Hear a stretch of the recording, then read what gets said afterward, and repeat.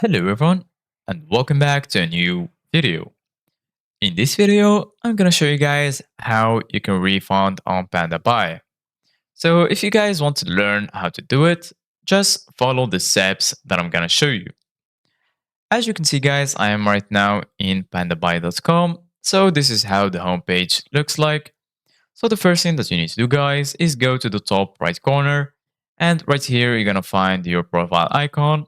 Go ahead and click on it, and then under it you're gonna find user center, order, warehouse, parcel, wallet, and lastly logout.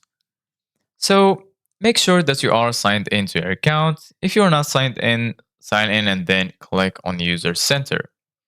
So once you click on user center, right here you're gonna find your profile, your ID, and next to it you're gonna find your balance, and under it you're gonna find top up option and withdraw option.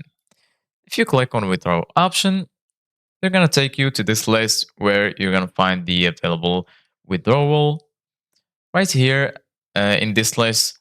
So as you can see guys, I don't have any available withdrawals.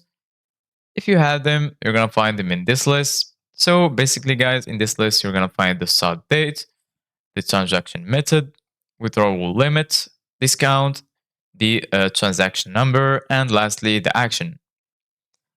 So back to the user center, you're gonna find also the Pandabuy points, coupons, and lastly the growth value. So you can go to wallet, and right here also you're gonna find your balance, and here you're gonna find the top up option. And if you have any withdrawals, you're gonna find the refund option right here. As you can see guys, I don't have it, but I'm gonna show you guys how it looks like. As you can see guys here in the picture, this is how the refund button looks like. So just go ahead and click on it, and then you will be able to refund on Pandabuy. Thank you guys for watching. See you guys in the next video.